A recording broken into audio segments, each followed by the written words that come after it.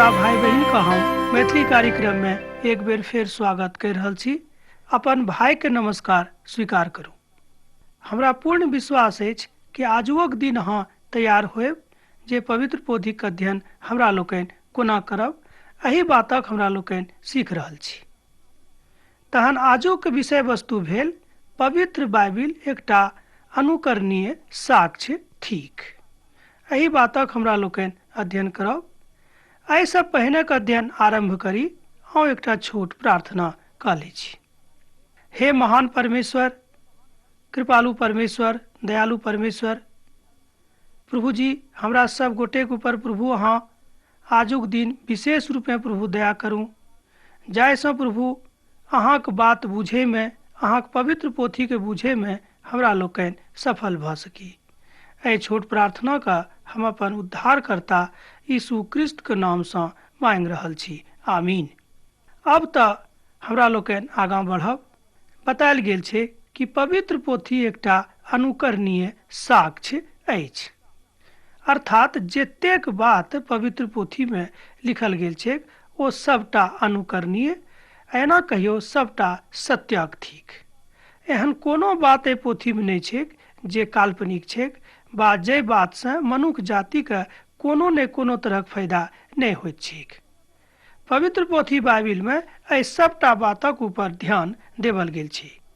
मान लियो जना जाओ हाँ एक बेर हमरा एठाम अयलहुँ हाँ आ हम अहाँके आदर नहीं करलहुँ तऽ दोसर बेर अहाँ हमरा एठाम आबे में अकचकेबै, कहबै नहीं हुनका लग नहीं जाए, ओ तऽ आदरे नहीं करै छथि। गेल छलहुँ हुनका दरवाजा पर, पानियो नहीं पुछलखिन। तहन एहि तरहक बात अहूँक जीवन में भऽ सकैत अछि। किएक भऽ सकैत अछि कि प्रभुक प्रेम से जँ अहाँ वंचित रहब तऽ एहि बातक अहाँ निश्चित रूपेण नहीं बुझबैक। किएक तऽ पिता परमेश्वर जे किछु बताबैक इच्छा राखै छथि ओहि सबटा बातक अहाँ नहीं बुझि सकलहुँ। तहन दोसराक आदर करनाइ कतेक जरूरी छैक तहू विषय पर पवित्र पोथी बाइबिल में बतायल गेल छैक। तहन कतेक विद्वान लोकनि एहि बातक साक्ष्य दैत छथि जे हमरा जिंदगी में प्रभु बड़ बड़ काज कयलथि। प्रभु जे प्रामाणिकता हमरा जिंदगी में देलनि ओ थिक प्रभुक प्रेम, प्रभुक दया अहुना करना। ते विद्वान लोकक मत छनि जे एहि पोथी के रोज बा नित दिन पढ़नाइ बड़ आवश्यक थिक। तऽ एहि पोथी पढ़ला से हमरा लोकनि 3टा बात सीख सकलहुँ हँ मुख्य रूपे। एना तऽ हजारों हजार बात, लाखों लाख बात सीख सकैत छी, मुदा 3टा मुख्य बात सीख सकलहुँ हँ जे हमरा लोकनि गरीबी के काल में कोना जियब, हमरा लोकनि बीमारी के काल में कोना जियब, आ हमरा लोकनि जहन धनिक मनुष्य छी ताहि काल में कोना जियब। अर्थात जीनाय के मूल उद्देश्य एक पोथी में बतायल गेल छैक, अर्थात पवित्र पोथी बाइबिल में बतायल गेल छैक। डॉक्टर मैगी कहै छथि कि जँ अहाँ पवित्र पोथी के अध्ययन कर रहल छी तऽ एहि पोथी के अध्ययन से अहाँके खूब फायदा होइत, एहिमे संदेह नहीं राखू।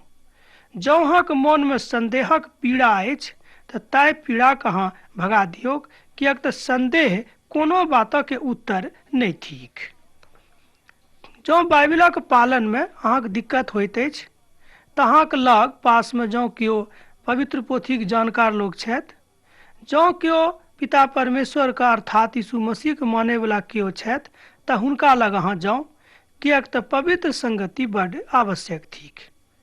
तैं पौलुस कहै छथि कि पवित्र लोगक संगति करनाइ अहाँ नहीं त्यागबैक, नहीं तऽ अहाँ पिता परमेश्वरक प्रेम से अलग भऽ जायब।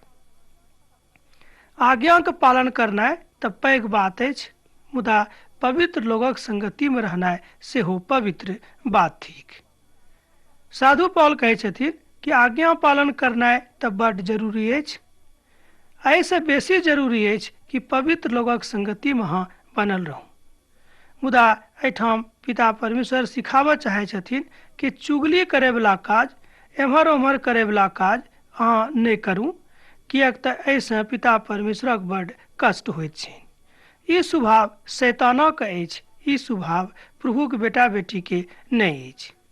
जहन अब अहाँ प्रभुक बेटा बेटी बन गेल छी तऽ एहि तरहक स्वभाव अहाँ अपना जिंदगी से हटा दियौक, एहिसँ हुनका बड़ कष्ट होइत छनि। अब्राहम का जहन प्रभु कहलखिन कि अहाँ बाहर आउ आ सरंगाके दिस निहारि कऽ देखियौ कि कतेक तारागण छैक। हम अहाँके एतेक तारागण जकाँ अहाँके धियापुताके बढ़ा देब। मुदा अब्राहमके एहि बातसँ कोनो तरहक शंका नहि भेलनि, किएक तऽ ओ पितासँ प्रेम राखैत रहथि। मुदा यह अब्राहम जहन पितासँ प्रेम नहि छलनि, एना कहियो हुनकासँ प्रेम छलनि मुदा कनि कम छलनि, तहन ताहि कालमे अब्राहमके जिंदगीमे एहि तरहक बात नहि होइल रहै। तहन एही तरहक विश्वास हमरो सभके रहबाक चाही, तहने हमरा लोकनि पवित्र पोथीके अध्ययनसँ लाभ उठायब। अब्राहम प्रभुके आज्ञा पालनमे तत्परतासँ काज करैत रहथि। एहन कोनो बात नहि रहै जे प्रभु हुनका कहलखिन आ अब्राहम नहि करलखिन। जाबे धरि ओ नहि करलखिन ताबे धरि हुनका जिंदगीमे काज नहि भेलैक।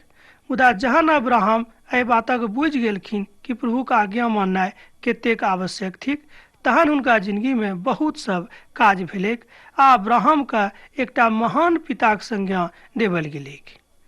पवित्र पोथी बाइबलक विद्वान कहैत छथि कि अब्राहमक संतान असंख्य होइतैक।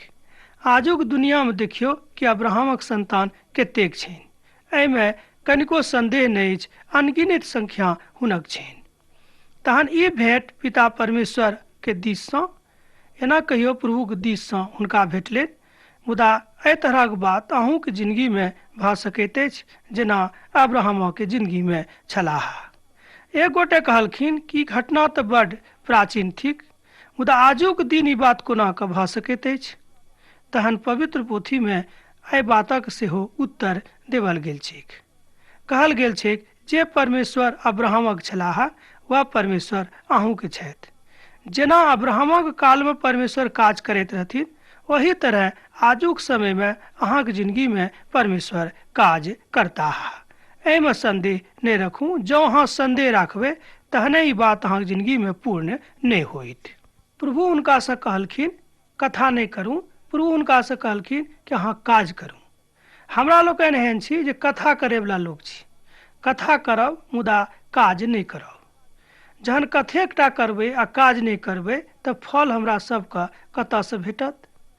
सब केओ चाहै छथि कि हुनका जिंदगीमे खूब नीक नीक काज हुएक, मुदा ओ ओहि तरहके काज अपना जिंदगीमे नहि करैत छथि। जँ अहाँ नीक काजे नहि करबै तऽ नीक फलक चिंता अहाँ किएक करैत छी। काजक ऊपर कनि ध्यान दियौ।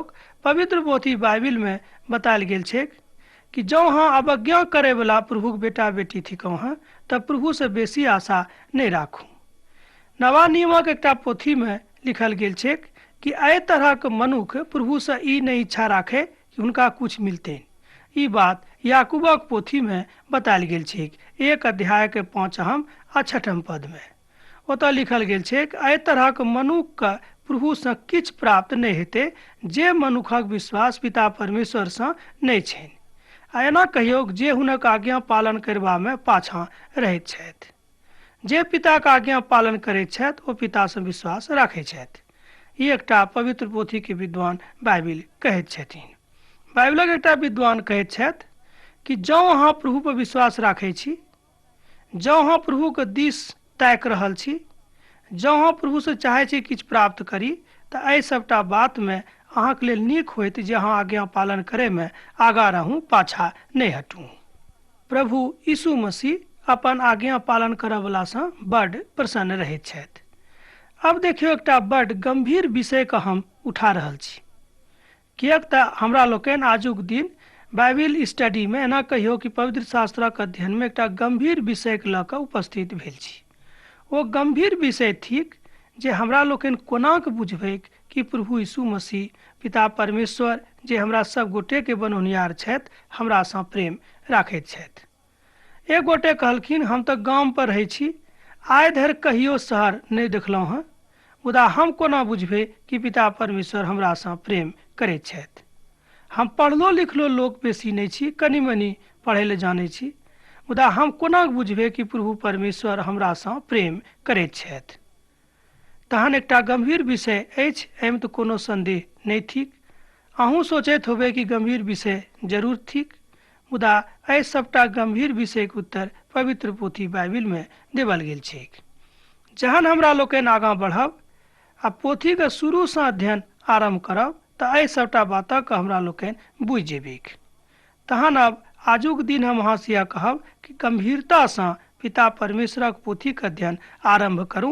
ई अहींके लेल फायदा होइत, अहाँके जिंदगीमे खूब बढ़िआँ बढ़िआँ काज सेहो होइत, एहि बातमे संदेह नहि करू। अब जँ अहाँ आज्ञाके उल्लंघन करैमे आगाँ छी, तहन आज्ञाके उल्लंघन करैमे जहाँ आगाँ छी, तहन ई प्राप्तिके में अहाँ आगाँ नहीं रहब, अहाँ पाछाँ हटि जायब।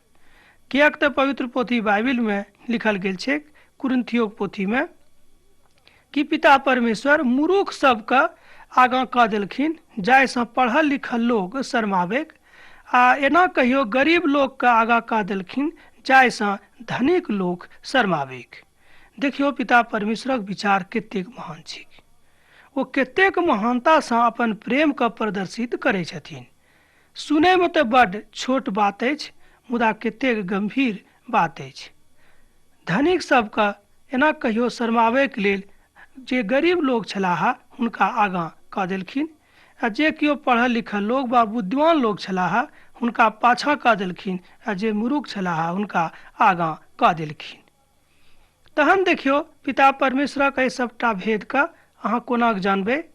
पवित्र पोथीके अध्ययन जँ अहाँ अध्ययन आरंभ कऽ देबैक, तहन पिताक प्रेमसँ अहाँ वंचित नहीं रहब। याकूबक पोथी तकर 5म आ 6म अध्यायमे एहि बातक ऊपर अहाँ कनि विशेष रूपे ध्यान दियौक।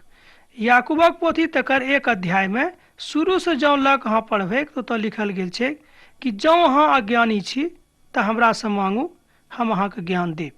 कनि ध्यान दियौ, याकूबक पोथी तकर 1 अध्यायके 5म पदमे लिखल गेल छै कि जँ अहाँ अज्ञानी छी तऽ हमरासँ ज्ञान मांगू, हम अहाँके ज्ञानसँ परिपूरित कऽ देब। मनुष्य जातिके एहन स्वभाव होइत अछि कि जँ अहाँ ज्ञानसँ परिपूरित छी तऽ खूब घमंडी रहब, आ दोसरोके कहबै कि देखियौ हम तऽ खूब पढ़ल लिखल लोग छी आ हमरासँ केओ बात नहीं कऽ सकैत छथि। मुदा प्रभुमे ई बात नहीं छै। एकटा उदाहरण लऽ कऽ एहि बातक अहाँ आरो सीख सकलहुँ हैं। मान लियौ ककरो अहाँ 10 टका देलियै, आ कहियो मौका लागत अहाँ बाजि देबै कि हाँ हम तऽ अहाँके देने छलहुँ 10 टका काल्हि काजमे, किया एना अहाँ बाजि रहल छी, हमरा किया नहीं देब, ओल्हना हमरा सब दऽ दै छी। मुदा पिता परमेश्वर ओल्हन देबैवला प्रभु नहीं छथि, ओ कहियो अहाँके ओल्हन नहीं देता। लिखल छै कि ओ उदारतासँ देबैवला परमेश्वर छथि। जँ अहाँके लेल ज्ञानक कमी घटी अछि तऽ हमरासँ मांगू, हम अहाँके देब, किएक तऽ हम उदारतासँ देबैवला प्रभु परमेश्वर थिकौं हैं। तहन पिता परमेश्वर तैँ हमरा लोकनि हुनका मसीह कहैत छियनि। जेना एक दिन हम कहने छलहुँ हैं कि मसीह एकेटा छथि, अर्थात प्रभु यीशु मसीह। मसीहा बहुत केओ छलाह, मुदा मसीह एकेटा छथि, अर्थात उद्धारकर्ता प्रभु यीशु मसीह। मसीह के अर्थ भेलै उद्धारकर्ता। मुदा पवित्र पोथी बाइबिलमे बतायल गेल छै मसीहके छोड़ि कऽ आर दोसर केओ उद्धार नहीं कऽ सकैत छथि। 4म अध्यायके 12म पदमे ई बात बतायल गेल छै।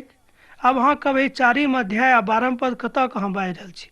4म अध्याय आ 12म पद प्रेरितक पोथीसँ अछि। ओतऽ लिखल गेल छै हुनका छोड़ि कऽ आर दोसर केओ उद्धार नहीं दऽ सकैत छथि। मुदा यूहन्नाक पोथीमे सेहो एहि बातक ऊपर चर्चा कयल गेल छै कि प्रभु यीशु मसीह छोड़ि कऽ आर दोसर केओ अहाँके पिताके घर तक नहीं पहुँचा सकैत छथि। मत्तीक पोथीमे 10म अध्यायमे सेहो एहि बातक चर्चा कयल गेल छै जे पिताके छोड़ि कऽ आर दोसर केओ अहाँके उद्धारक दिस नहीं लऽ जा सकैत छथि। तहन अब तऽ अहाँ बुझि गेलहुँ हैं कि शास्त्र कतेक साक्ष्य देबयवला आ सत्यक ऊपर आधारित पवित्र पोथी बाइबिल अछि। मुदा बहुत केओ बाइबिलके अवज्ञा सेहो करैत छथि, एना कहियो टीका टिप्पणी सेहो करैत छथि आ कहैत छथि कि एहिमे जतेक बात लिखल छै से सबटा काल्पनिक अछि। तहन हम हुनकोसँ खिसियाइत नहीं छी, हुनकोसँ हमरा कोनो तामस नहीं अछि। एहिठाम एकटा एहि बातक उत्तर अछि, ओ अछि शैतान हुनका जिन्दगीमे काज करैत छथि। तैँ शैतान, वएह शैतान हुनका आँखिके बन्द कऽ देने छनि, वह शैतान हुनका ज्ञानक जे आँखि छनि तकरो बन्द कऽ देने छनि, तैँ ओ एहि तरहक कथा बाजैत छथि। हम अहाँसँ कहब भाइजी एहि तरहक बात अहाँ नहीं करू, किएक तऽ प्रभु अहूँसँ प्रेम करैत छथि। एना नहीं बुझियौ जे प्रभु अहाँसँ प्रेम नहीं राखैत छथि। मुदा अहाँ प्रेम करनाइ आरम्भ कऽ कऽ तऽ देखियौ कि प्रभु अहाँसँ कते प्रेम राखै छथि। बहुत सरल भाषामे अहाँ प्रभुसँ प्रार्थना करि सकलहुँ हँ। बहुत छोट भाषामे प्रभुसँ अहाँ प्रार्थना करि सकलहुँ हँ। कोनो विद्वत्पूर्ण भाषाके जरूरत नहि अछि, कोनो विद्वतापूर्ण हुनका सामनामे आबैके जरूरत सेहो नहि अछि। लिखल गेल छै प्रभु अहाँके हृदयके सच्चाइसँ प्रसन्न रहता, मुदा अहाँके भाषासँ नहि प्रसन्न रहता। एक गोटे कहलखिन हमर भाषा बड्ड कमजोर अछि, तैँ हम प्रार्थना करैमे आगाँ नहि बढ़ैत छी। हम हुनका कहै छी एहि तरहक विचार नहि राखू।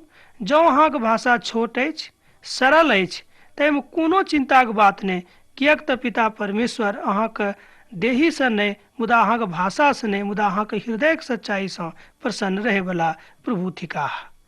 तहने अहाँके जिन्दगीमे बहुत नीक नीक काज होयत आ पिताके सामनामे अहाँ खूब नीक जकाँ ठाढ़ हो सकब।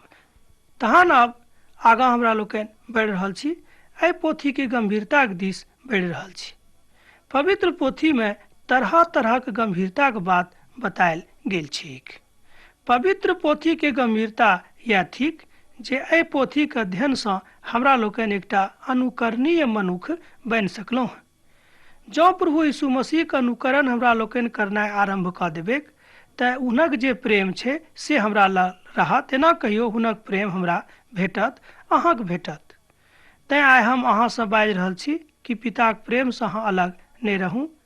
मान लियौ आइ धरि अहाँ हुनक प्रेमसँ अलग छी तऽ कोनो बात नहि, मुदा आजुक दिन ओ शोर पारि कऽ अहाँ कहै छथि कि यौ हमर भाय, यौ हमर बहिन, हे हमर बेटा, हे हमर बेटी, हमरा लग चलि आउ, किएक तऽ हम अहाँके एकटा नीक पिता छी, हम एकटा अहाँके नीक भाय छी, हम एकटा अहाँके नीक मित्र छी। अहाँ प्रभुके अपन पिता, अपन दोस्त, अपन भाय सब किछु बना सकलहुँ। एहि बातमे कोनो संदेह नहि थिक। कोनो तरहक कमी घटी हुनका अहाँ बता सकलहुँ हँ, कोनो तरहक कथा हुनका बाजि कऽ अहाँ सुना सकलहुँ हँ। कतेक लोग एहनो होइत छथि कि अपन कथा करैमे शर्माबैत छथि, मुदा पितासँ कोनो तरहक कथा करबामे नहि शर्माउ, किएक तऽ अहाँसँ खूब प्रेम करैत छथि, घृणा नहि करैत छथि। हुनका हृदयमे मनुष्य जातिक प्रति प्रेम छनि, कोनो तरहक घृणा अहाँके प्रति हुनका हृदयमे नहि छनि। घृणा शब्द प्रभुके नीक नहि लागैत छनि, किएक तऽ हमरा लोकनि सब हुनके सृष्टि थिकहुँ हँ, अहीँ हुनक सृष्टि थिकहुँ हँ। तैँ घृणा शब्दक अहाँ हटा दियौ। प्रभु अहाँसँ प्रेम करैत छथि, घृणा नहि करैत छथि, अहाँके छोट बादला मनुख नहि बुझैत छथि। प्रभुमे आगाँ बढ़ैत जाउ, किएक तऽ पिता परमेश्वर अहाँसँ प्रेम राखैत छथि। मत्तीके रचल सुसमाचार तकर 6म अध्याय आ तकर 33वां पदमे लिखल गेल छै जे अहाँके की काज अछि। ओतय बतायल गेल छै सबसँ पहिने अहाँ प्रभुके राज आ हुनक धार्मिकताके खोजन करू, खोजैत रहू, तकरा बादमे जे संसारिक वस्तुके अहाँके आवश्यकता थिक ओहि सबटा वस्तुके पूर्ति अहाँके भऽ जायत। एक गोटे कहलखिन कि कोना भऽ जेतै यौ, ई तऽ अहाँ अनेरे गप बाजि रहल छी, एहि तरहक गपे होइत, ई कोनो सच्चाइके गप नहि भऽ सकैत अछि। तहन हमर श्रोता भाई बहिन, एहि बातक अहाँ विश्वास करियौ कि जँ अहाँ प्रभुके राज आ हुनक धार्मिकताके खोज करबै तऽ निश्चित रूपेण प्रभुके प्रेम अहाँके लेल रहत। आ जतेक संसारिक वस्तुके अहाँके आवश्यकता अछि, जाय जाय वस्तुके आवश्यकता अहाँके लेल जरूरी अछि, ओहि सबटा आवश्यकताके वस्तुके प्रभु परमेश्वर अहाँके लेल पूरा कऽ देथिन। एहि बातक हम आश्वासन प्रभु यीशु मसीहके दिससँ दऽ रहल छी, किएक तऽ पवित्र पोथी बाइबिलमे लिखल गेल छै।